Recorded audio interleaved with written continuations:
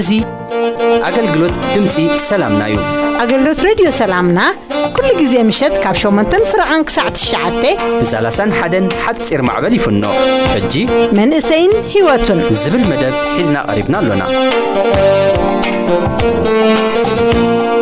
ሰላም እግዚአብሔር አምላክ መስኩል ለኻትኩም ይኹን ፍቁራትን ፍትዋትን ተኸታተልቲ መደብና ንሎሚ ክልተ መደብ ቀሪብና ኣለና ፈለማ ጌርና ሰሪዕና ዘለና ሕቡእ ሚስጢር ናይ መንእሰይ ዝብል ሓውና ፓስተር ፀሃየ ዘዳለወ ድሕሪ መዝሙር ንከታተል ድንስክትንስ ዝሕጎሰሉ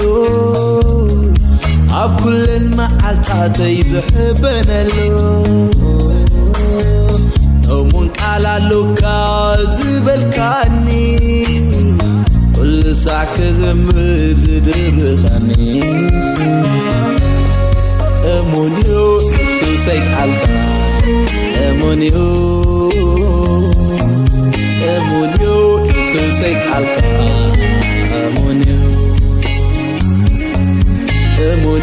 ኢየሱሰይ ቃልካ እሙንዩ ኢየሱሰይ ቃልካ እሙንዩ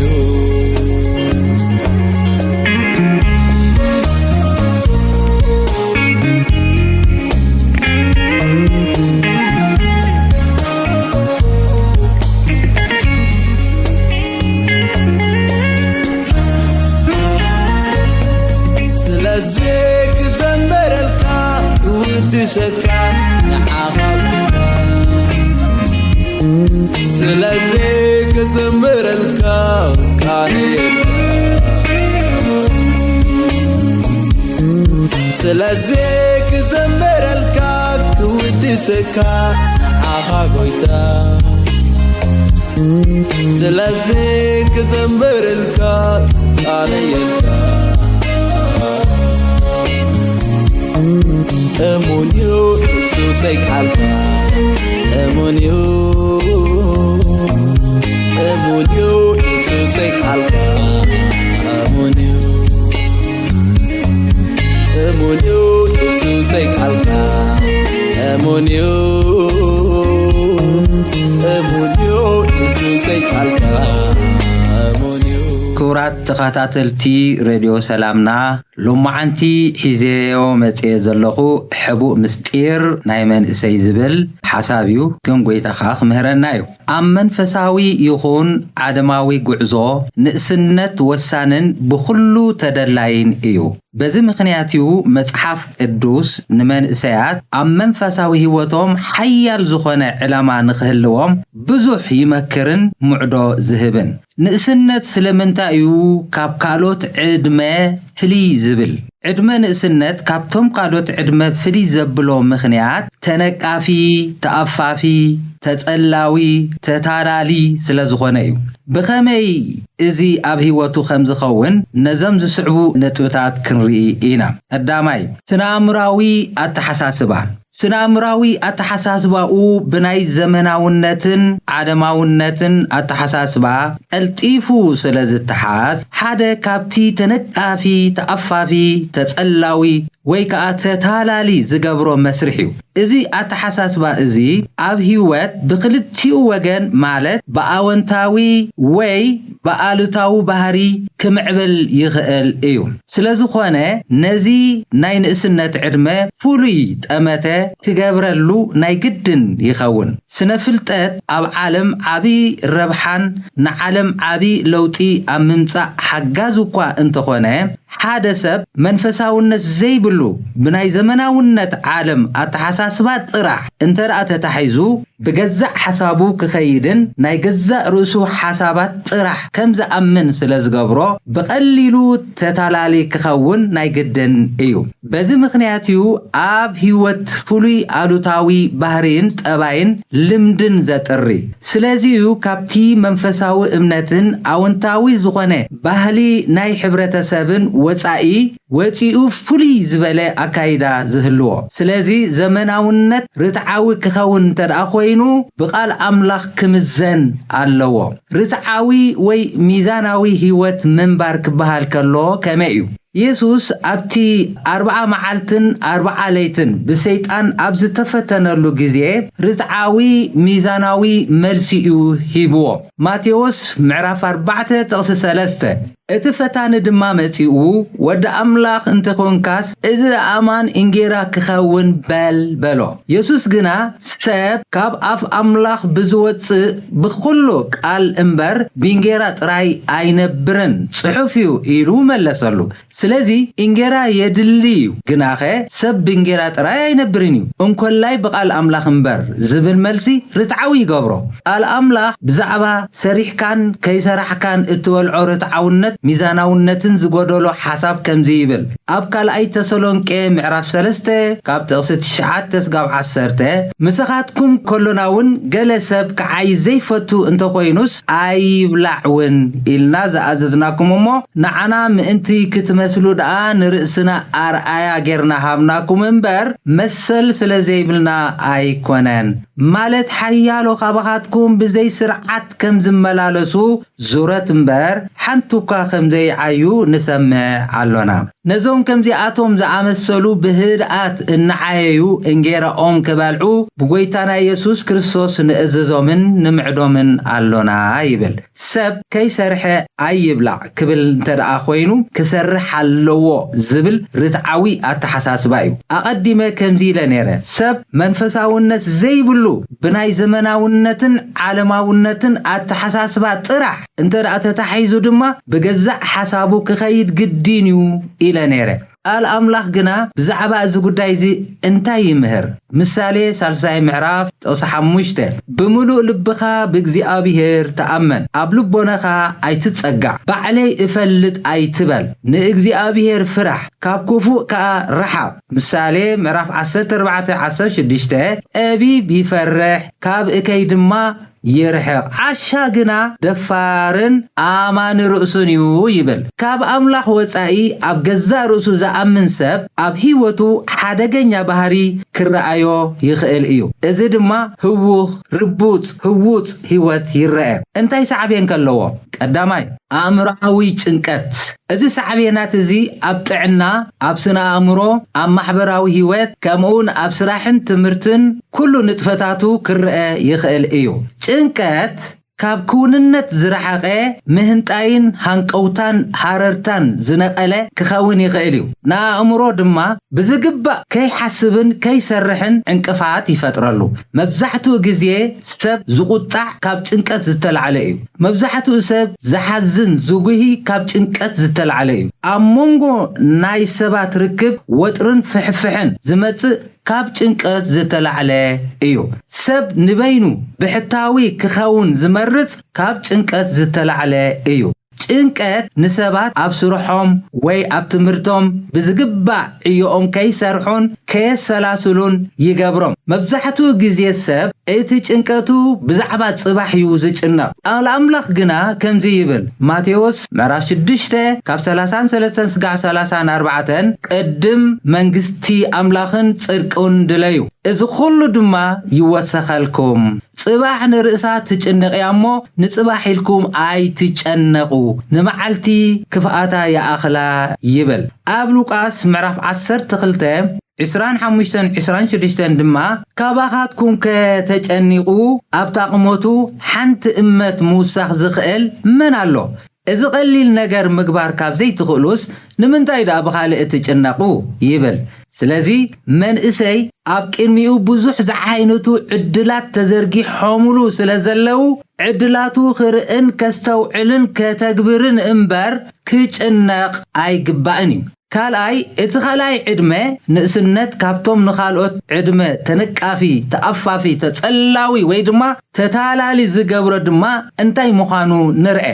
ናይ ተመክሮን ፍልጠትን ክእለትን ውሕድ ስለ ዝኸውን እዩ እዚ ድማ ገና ኣብ ብዙሕ ነገራት መንፈሳዊ ትምህርታዊ ማሕበራዊ ሰብኣዊ ስለዚ ተሳተፈ ክኸውን ይኽእል እዩ እዚ ማለት ልምምድ ናይ ህይወቱ ናይ ሓደ ዓይነት ጥራይ ስለ ዝኸውን እዩ ንኣብነት ንውሰድ ገሊኦም ሰባት ንሓደ ዓይነት ህይወት ጥራይ ዝላመዱን ኣብ ሓደ ቦታ ጥራይ ዝነብሩን ሓደ ዓይነት ስራሕ ጥራይ ዝሰርሑን ወይ ድማ ምስ ሓደ ዓይነት ሰባት ጥራይ ዝራኸቡን ይኾኑ እዚ ድማ ኣብ ዓለም ዘሎ ብዙሕነትን ዕድላትን ንኸይርዩን ንኸይፈልጡን ይገብሮም መንእሰይ ግና ከምኡ ክኸውን የብሉን ኣብ ዓለም ዘሎ ብዙሕነትን ዕድላትን ክርእን ክፈልጥን ይግባእ ምኽንያቱ ተመክሮ ዘይብሉ ሰብ ውሱን ፍልጠትን ዘይመዛዝን ህይወትን ንሓደ ነገር ብሓደ ዓይነት ጥራይ ዝርእን ጸቢብ ኣተሓሳስባን ንኽህልዎ ዝገብር ስለ ዝኾነ ስለዚ ድልየት ምስትውዓል ኣእምሮ ምኽፋት የድሊ ኣብ ሉቃስ 24 ምዕራፍ 46 ጥቕሲ ሽዑ ነተን ጽሑፋት ከስተውዕሉወን ኣእምሮኦም ከፈተሎም ይብል ኣእምሮኻ ክኸፍትን ክስተሰውዕልን ናብ ኣምላኽ ምቕራብን ክትጽልን መጽሓፍ ቅዱስ ከተንብብን ይግባእ ኣብ ምሳሌ ምዕራፍ 2 ጥቕሲ 3 እወ ንእምሮ እንተ ጸዋዕካያ ንምስትውዓል ከዓ እንተ ኣድሃኻያ ከም ንብሩር ጌርካ እንተ ደለኻያ ከም ንሕቡእ መዝገብ ጌርካ ከዓ ሃለው እንተ በልካያ ሽዑ ንፍርሓት እግዚአብሔር ከተስተውዕሎ ንምፍላጥ ኣምላኽ ከዓ ክትረኽቦ ኢኻ እግዚአብሔር ጥበብ ይህብ እሞ ፍልጠትን ምስትውዓልን ካብ ኣፉ እየን ዝወፃ ይብል እቲ ሳልሳይ ዕድመ ንእስነት ካብቶም ካልኦት ዕድመ ተነቃፊ ተኣፋፊ ተጸላዊ ወይ ድማ ተታላሊ ዝገብሮ ድማ እንታይ ምዃኑ ንርአ ጸቢብ ኣተሓሳስባ ብውስንን ጸቢብን ኣተሓሳስባ ዝዓበየ መንእሰይ ኣብ ቤተ ክርስቲያን ይኹን ኣብ ሃገር ኣብ ማእከል ሕብረተሰብ ካብቲ ጥቕሙ እቲ ጉድኣት እዩ ዝበዝሕ መንፈሳዊ ይኹን ስጋዊ ተሓድሶን ለውጥን ዘይቅበል ድሑር ኣእምሮ ይኸውን ብኩሉ መዳያቱ ንነገራት በኣሉታዊ ኣተሓሳስባ ይጥምት እምበር ኣወንታዊ ሓሳብ ኣብኡ የለን እዚ ከምዚ ሰብ ንኣምላኽ ይኹን ንሰብ ዘይምቹእ ሰብ እዩ በዚ ምኽንያት ከዓ ምስ ኣምላኽ ማለት ምስ ቤተ ክርስቲያን ይኹን ምስ ሕብረተሰብ ዘለዎ ርክብ ኣዝዩ ድኹም ይኸውን ብፍላይ ምስ ኣምላኽ ዘለዎ ርክብ ድኹም እንድሕር ኮይኑ ኣብ ህይወት ዘምጽኣሉ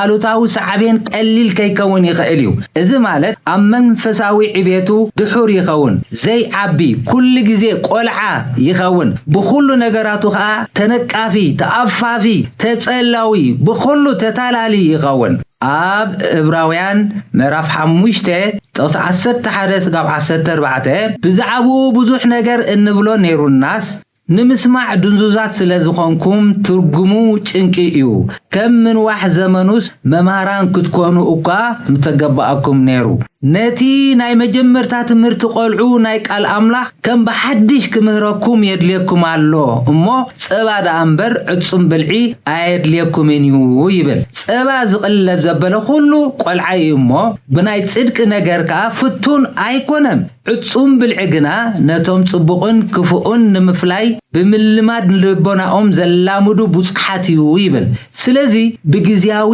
ነገራት ናይ ምሕሳብ ተኽእሎኡ ኣዝዩ ዓቢ ኮይኑ ካብ እምነት ንኽዓሉ ቀሊል እዩ ስለዚ ከምቲ ንጉስ ዳዊት ዝበሎ መዝሙር ምዕራፍ 16:11 ንመገዲ ህይወት ትሕብረኒ ኣብ ቅድሚ ገጽካ ናይ ሓጎስ ጽጋብ ኣብ የማናይካውን ንዘለዓለም ብጽና ኣሎ ዝበሎ ኩሉ ሓበሬታ ናይ ህይወትን ሓጎስን ጽጋብን ካብ ኣምላኽ ስለ ዝኾነ ከምቲ ኣብ ዕብራውያን ምዕራፍ 12:2 ናብቲ ሕፍረት ንዕቑ ስለቲ ኣብ ቅድሚኡ ዘሎ ሓጎስ ኢሉ መስቀል እተዓገሰን ኣብ የማን ኣምላኽ እተቐመጠን ጀማር እምነትናን ደምዳሚኣን ኢየሱስ ንጠምት ዝበሎ ናብ ክርስቶስ ኢየሱስ ምጥማት ካብ ጸቢብን ውሱንን ኣተሓሳስባ ኣውፂኡ እምነት ደው ኢልካ ብኩሉ ነገራት ኣወንታዊ ብምዃን ገዛእ ርስኻ ንቤተ ክርስቲያንን ንሕብረተሰብን እትጠቅም ኣድላይ ሰብ ክትከውን ኢኻ ውሉድ ኣምላኽ ምዃንካ ከዓ በዚ ልክዕ እዚ ኣብ ላዕሊ ተጠቒሱ ዘሎ ብኡኡ ከተመስክር ኢኻ እግዚአብሔር ይባርኽኩም እሙኒኻ ጎይታይ እሙኒኻ እሙኒኻ ጎይታይ እሙኒኻ እሙኒኻ ጎይታይ እሙኒኻ እሙኒ እሙኒኻ ጎይታይ እሙኒኻ ወለዲ መርገም ሓዲግና ስለ ደቅና ናብ ጸሎት ንመለስ ሐዋርያ ጳውሎስ ኣብቲ ኣብ መወዳእታ ዘመን ክፉእ ዘመን ከም ዝመጽእ ጠንቂቕና ኣሎ ስለዚ ነቲ ኣብ መንጎናን ኣብ መንጎ ደቅናን ተፈጢሩ ዘሎ ናይ ዕድመ ጋግ ንኽንርድኦም ከይከኣለና ኣእዛናን ደገ ልብናን ከፊትና ንኽንሰምዖም ምእንቲ ስለ ገዛእ ርእስና ምኹሉ ንጸሊ ብሰንኪ ኣብ ኩሉ ኩርናዓት ህይወት ዘጋጥሞም ጸቕጢ ወጥሪ ፍርሂ ምሽቁራር ካብ ዘይደልይዎ ሓደገኛ ውሳኔታት ድሒኖም ቅርዑውን ጥዕን ንርሑቕ ዝዓለመ ህይወት ንኽመርሑ ንጸልየሎም ካብቲ ኣብ ልዕሊ መንእሰያት ተፈንዩ ዘሎ መንፈስ ናይ ርኽሰት ዕብዳንን ግብረ ሰደማውነትን ካልእን ንኽዕቀቡ ነቲ ሓቀኛ መገዲ ኣምላኽ ክረኽብዎ ብዕረፍቲ ንኽመላለሱ ነቲ ኣብዛ ዓለም እዚኣ ዝገዝእ ዘሎ ክፉእ መንፈስ ብንጹር ኣልልዮም ካብ መርበቡ ሓራ ኮይኖም ነቲ ጽቡቕ ብምድላይ ህይወቶም ኣብ ትሕቲ መንፈስ ቅዱስን ቃል ኣምላኽን ንኸግዝኡ ንጸልየሎም ካብ ትዕቢትን ትምክሕትን ርሒቖም ንገዛእ ርእሶም ትሕት ብምባል ንገጽ ዓበይቲ ክፈርሁን ከኽብሩን ንጸልየሎም ደጋጊምና ንጸልየሎም እሙንዩ ኢየሱሰይ ቃልካ እሙንዩ ኢየሱሰይ ቃልካ እሙንዩ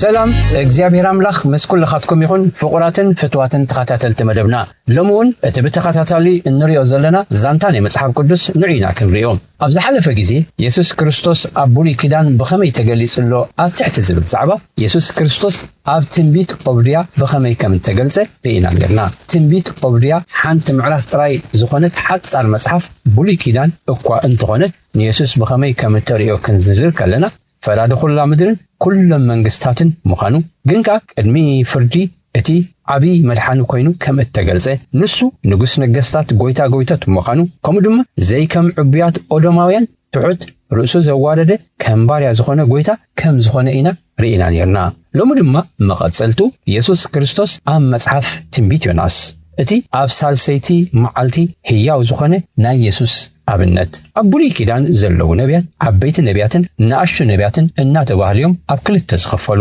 ነቢ ዮናስ ነዛ መጽሓፍ ዝጸሓፈ ካብቶም ንኣሽቱ ነቢያት እናተባህሉ ዝጽውዑ ሓደ እዩ እታ መጽሓፍ ኣዝያ ንእሽቶ መጽሓፍ እያ እታ ኣብ መንጎ ዮናስን እግዚአብሔርን ህዝቢ ነነዌን ኣመልኪቱ እተገብረ ዝርርብ እተመልክት እኳ እንተኾነት ግናኸ ኣብቲ ዛንታ ትንቢታዊ መልእኽቲ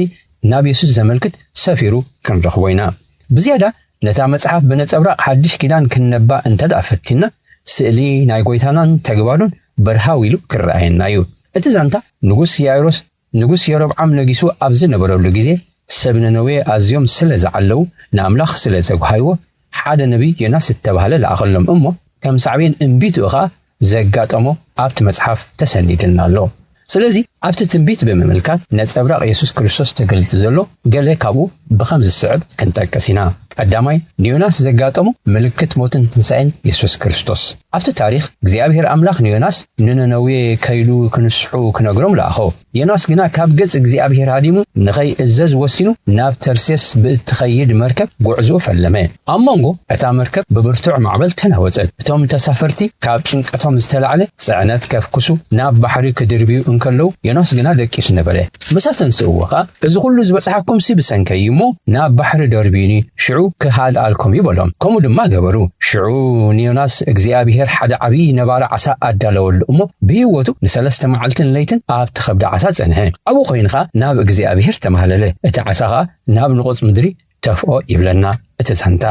ገለ ነቐፍቲ ናይ መጽሓፍ ቅዱስ ከመይ ገይሩ ዮናስ ኣብ ከብዳ ዓሳ ንሰለስተ መዓልቲ ይጸንሕ ኢሎም ንሓደ ምሁር መጽሓፍ ቅዱስ ክውጥርዎ ምስ ፈተኑ ኣሽንኳይሉ ዮናስ ኣብ ከብዳ ዓሳ ሰለስተ መዓልቲ ገይሩስ እቲ ነባር ዓሳ ኣብ ከብዲ ዮናስ ሰለስተ መዓልቲ ገይሩ እንተዝብለን መጽሓፍ ቅዱስ ማኣመንኮ ነይረ በሎም ይበሃል እዚ ዋላ ብሰዋዊ ኣእምሮ ዘይእመን እንተመሰለውን ግን ሓደ ዓሚቕ መንፈሳዊ ትንቢት ዘመሓላልፍ መልእኽቲ ዘለዎ እዩ ልክዕ ከምቲ ዮናስ ኣብ ከብዲ ዓሳ ሰለስተ መዓልቲ ዝገበረ ጎይታኻ ኣብ ከርሰ መሬት ሰለስተ መዓልቲ ገይሩ ጎይታ ባዕሉ ነቲ ታሪኽ ናይ ዮናስ ምስ ናይ ገዛእ ርእሱ ኩነት ብምትሓስ ክገልጾ እንከሎ ኣብ ማቴዎስ ምዕራፍ 12:4 ከምዚ ኢሉ ኣሎ ዮናስ ኣብ ከብዲ ዓሳ ሰለስተ መዓልትን ሰለስተ ለይትን ከም ዝገበረ ከምኡ ኸኣ ወዲ ሰብ ኣብ ውሽጢ ምድሪ ሰለስተ መዓልትን ሰለስተ ለይትን ክገብር እዩ ሽዑ ቅጽል ኣቢሉ ካብ ዮናስ ዝዓቢ ኣብዚ ኣሎ ብምባል ኣነጻጺሩልና ኣሎ ኢየሱስ ክርስቶስ ሞይቱ ግን ድማ ሞይቱ ኣይተረፈን ተንሲኡ ናብ ሰማይ ዓሪጉ እዩ ክወስደና ድማ ክመጽኡ ትርጉም ክርስትና ኣሞትን ትንሣኤን ኢየሱስ ክርስቶስ እዩ ከመይ ብሞቱ ዕዳ ኃጢአትና ኸፊሉ ንኹሉ ኣበሳና ወሲዱ መተካእታና ኮይኑ ሞይቱ ግን ከዓ ሞይቱ ኣይተረፈን ካብ መቃብር ተንሲኡ እዩ بموتخا نتوم حلقنتن سلطاناتن أصوارم قفيفو بو النافكرلهم بقلسي أستحفرهم قولسي كلت 15 كم تيوناس أب كبد عسى 3 معالتي زقبره أمو بهوتنا مدرز تتفق يسوس كريستوس كا 3 معالتن ليتن أب كرس مريت أنيحو بعوت تنسيو إزي ناي يوناس هيوت أمبار نتصر نتبرق ناي قوتانا كوينينا النرخبو أزمالت هيوت يوناس تنبيتاوي ملكة تنسأي يسوس كريستوس إيوم كالاي يسوس كابيوناس زعبي ملأختنيا أماتيوس معرف 10 تقلته فقد 4 حدن سبنا نوي بسبكتنا استنسيحهم ايومو بمعالد فردي مس ازي ولدو ازي كتنسون كخنانون ايوم انه كابيناس زعبي ابزا الله يبل ابن صحف زملكتنا يوناس تنسحو كاب حطياتكم تملسو زبل ملأختي ناف سبنا نوي اي عمتيو بمنسحومن بمملاسون منكا كابتي ابلع اليوم انتتي زنبله طفات كدحنو كيلوم اتكابيناس زعبي يسوس كريستوس كا نابزل العالم اغلغلوت عرق كفصمي يتغلصي وانجيل يوحنس 16 أملاخ بتحدو ودز أمنا كله نايزل عالم هيوت كركب أمبر كيت أفسي نودو بجاك سازهب كساب كندزي نعلم أفكاره إلو موت يسوس نقول العالم كم زخنة يجلس جن أتوم زحنو كم تسبنا نويز تنسع أمو كابتو قطع أملاخ زملتو بيسوس زعمون الترهي يوم كابتي زل عالم أو قطع زملتو كم تابقى لاي كورنثوس معرف حموشته فقد 19 تتصحيف زلو أملاخنا عالم مسرؤسو كعركان كله أب كريستوس نبرمو بدلهم أي حازلهم من زبل بكريستوس مس أملاخ دق عرقي كم استخفتلنا جن أتوم فقدانياتات زخون وتراي مس أملاخ كم زعرقو يرئينا له يسوس كابسيوناس زعبي اتبهللو يناس متنققتا ناي فردي يأوجو يسوس كريستوس جنا مدحان زلالماوي هيوتن كأوجو التقلصي يناس كابت غزيا وقطع أملاخ كابت مدراوي مقمطال ويدما راس ننوي كملتو أتنكيقوم يسوس كريستوس جنا بوزا أمن ناي زل عالم هيوت كركب كابت زل عالم وقطع أملاخ كملت إيو التقلصي أو إنجيل يوحنس 13 بوزا أمن أي فردن أتزي أمن جنا بسم حد ود أملاخ سلزي أمن درو تفريدو قالو بمبال بيسوس بمؤمن كاب زل عالم وفردي كابت زمت قطع أملاخ كم زملتو يقلص الله كمخا يوناس ناب እግዚአብሔር አመልክቱም ኢየሱስ ክርስቶስ ግና ንሱ አምላኺሙ ናብ ርእሲዩ አመልክቱም ምክንያቱ እተዓራቂ እትመተዓራቂ ንሱ ባዕሉ ወድ አምላኽ ኮይኑ ስለ እተገልጸ ሳልሳይ ምሕረት አምላኽ ኣብ ልዕሊ ሃገራት ኣብ መጽሓፍ ትንቢት ዮናስ ሓደ ካብትን ዮናስ ዝሕረቆ መሓርነት ናይ እግዚአብሔር እዩ ከመይ ንሱ ክጠፉ ይኹም ኢሉ ፍርድ ኣውጅሎም ክነሱ ንሳቶም ስለዝተመልሱን ጾሙን ጸሎትን ስለዝኣወጁ ቆልዓ ሰበይቲ ከይተርፈ ማእ ተኸዲኖም እንስሳታት ከይተርፉ ካብ ምግቢ ተሓሪሞም ምስተነስሑን ምስተመልሱን እግዚአብሔር ምሕረት ከም ዝገበረሎም ኢና እንምልከት ሰብ ነነዌ እስራኤላውያን ኣይነበሩን ግን ስለዝተነስሑ ስለዝተጣዕሱ እግዚአብሔር ምሕረት ገበረሎም ሙሴ ኣብ ዘጸአት ምዕራፍ 34 6 كزارب نكلو እግዚአብሔር ድማ بقدمي حلفه أوجخا እግዚአብሔር أملاخ محارن ጸጋውን أملاخ نخورا دنጓይ በዓል ብዙሕ ልውሃትን ሓቅን ክሳዕ ሽሕ ወለዶ ጸጉኡ ዝሕሉ ዓመፅን ምትሕላላፍን ሓጢያትን ይቕረ ዝብል ግና ከንበዳሊ ከም ንጹህ ዘይርኢ ሓጢያት ኣቦታት ኣብ ቅድሚ ደቅን ክሳብ ሳልሳይ ክሳብ ራብዓይ ወለዶ ዝቐጽዕ ኢሉ መሓርነትና እግዚአብሔር ገሊጹሎም እዚ ሰብ ነነዌ ዘይ እስራኤላውያን ከለው ምሕረት أملاخ ዝዓዘዘሎም ኢየሱስ ክርስቶስ ንኹሉ ሰብ ንኹሉ ዓለም ንኹሉ ቋንቋ ብሄር بزي فلالاي كدحن كم زمته زملكتيو يوحنس عمل اختو كصحفن كلو نافتم ناتو مصه اتم ناتوخا اي تقبلون مسبله نتوم تقبلوا زبلوا كلهم بسمو زامنو غنا ولد املاح كونو مسل حابون بمبال مدحان نخل السب مخانو اوجلو انجيل يوحنس معرف حدا 10 تقلتن اذا زرينا بعد صقا املاح محرت املاح نزنصح نزصعس زبله كله مخانيو ربعي نصصر ازم كلتا ملختنياتات بمراي انقسمو تمرتي يوناس املاح نننوي كلكو مسدله بهر املاخ محارم مخانو سلز فلته نسو كطفو يخم إلو مس أوجه انت تمليسوم رجس እግዚአብሔር ምሕረት ከም ዝገብረሎም ስለዝ ገመተ ክብረት ርሱ ኩሕሉ ካብ አምላኽ ካድም ፈቲኑ ሚስጢር ምህዳሙ ከይላኽ ደሊ ጥራይ ዘይኮነስ ክብረቱ ዝንኡ ስሙ መታን ክሕሉ ከም ሐሳው ነቢ ከይቁጸር ኢሉ ይዝነበረ ባንጻር ናይዚ ኢየሱስ ክርስቶስ ግና ከገልግል ርሱ ንሞት አሕሊፉ ክብ በትሕትና ክሳዕሞት ተአዚዙ ከም ሰብ አረካን ባሪያ ኮይኒዩ እተገልጸ ኢየሱስ ክርስቶስ ብምእዛዝ ፍቃድ አቡ ክፍጽም ይተገልጸ ወንጌል ዮሐንስ 6:38 አነ ፍቃድ ዝልአኸን እንበር ፍቃደይ ምን ትገብር አይኮንኩን ካብ ሰማይ ዝወረድኩ ኢሉ ብንጹር ተዛሪብሎ ወሲኻ ደቀ መዛሙርቱ ዝብላዕ ቀሪቦም ብላዕ መስበሎ ኢየሱስ በሎም ብልዓይሲ ፍቃድ ዝልአኸኒ ክገብር ዕዩኡን ክፍጽም ኢልዎም አሎ ወንጌል ዮሐንስ 4:34 ካለ ድማ ዮናስ ንምድሓን ደቀ ሰብ ለገምተኛ ወይ ድማ ፍቃደኛ ዘይኮነ ሰብ ይነሩ መርአያ ናይዝኻ ንአምላኽ ከይላ ኣምላኽ ምህዳሙ ሰብነነዌ ዘይ እስራኤላውያን ጥራይ ምዃኖም ዘይኮነስ ጸላእቲ እስራኤል ብምንባሮም ኣምላኽ መሓሪ እሞ ምሕረት እንተገበረሎም ብዝብል ካብቲ ጸቢብ ዓለታዊ ኣመለኻኽታ ዝነበሮ ብምብጋስ ንኣምላኽ ከይእዘዝ ለጊሙ ወይ ድማ ኣብዩ ኢየሱስ ክርስቶስ ግና ህይወቱ ምእንቲ ብዙሓት ክህብ እተገልጸ ጎይታ ተገዲዱ ዘይኮነስ ብፍታዊ ህይወቱ ክህብ እተገልጸ ኣወንጌል ዮሐንስ ምዕራፍ 10:18 ባዕለ የበጃ ዘሕልፋ እምበር ካባይ ዝወስዳ የልወን በጃ ክሕልፋ ስልጣን አሎኒ መልሰ ክወስዳውን ስልጣን አሎኒ ነዛ ትእዛዝ እዚኣ ካብ ኣቦየ እተቀበልክዋ ኢሉሎም ኣብታ ኣብዛ ምድሪ ዝተመላለሰሉኻ ብፍጹም ንፍቃድ ኣምላኽ ተኣዚዙ ከም ዝነበረ ዘብርሃልና ኣብታ ናይ መወዳእታ ፈታኒት እዋን እኳ ኣቦይ ፈቃድካ እንተደኣ ኮይኑ እዛ ጽዋዕ እዚኣ ካባይ ሕልፋ ግና ፈቃድካ እምበር ፈቃደይ ኣይኹን እናበለዩ ዝጸለየ ሉቃስ ምዕራፍ 22:42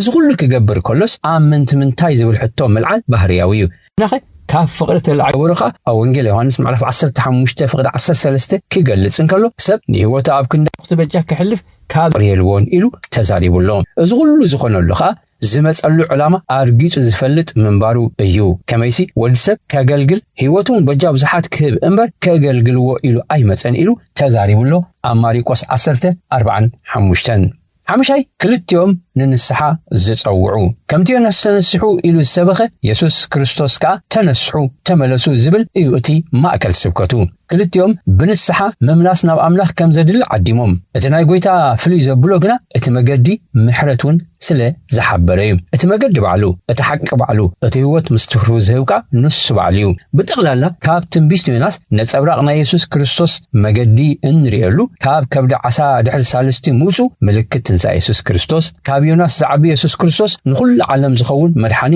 ምዃኑ ፍጹም እዙዝ ኣገልጋሊ ከምኡ ድማ እቲ ሓቀኛ ንስሓን ህይወት ምስትርፉ ዝህብን ዘምፀን ጎይታ ምዃኒና እንምልከት ንሎሚ ኣብዚ ኻኽለናይ ኣብ ዝመጽእ ክንቅጽልያ ሰናይ ቅናይ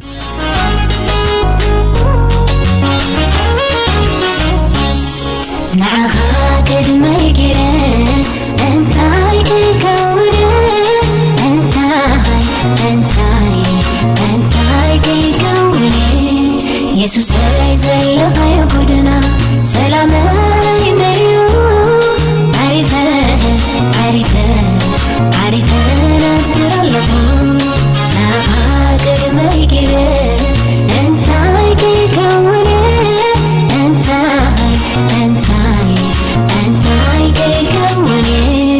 يسوع يزلق يقولنا سلام يمليو عرفه كبرات سمعتنا أقلقلت دمت سلامنا يخم كتكتاتلو تانيحكم بإنترنت نتكتاتلونا أمر بب حبريتا www.salamna.org ترخبونا كمون بفيسبوكن بيوتيوبن أب Voice of Salamna ترخبونا حتى رئيتو ويكا كتبركتو التدلي حبريتا مزهلوكم Voice of Salamna @yahoo.com إلكم سردلنا صباح اتي تعوم زينا الزبل بروغرامنا كتكتاتلو بخبرين عدمكم قد ما يوتيكا دكور ستبلو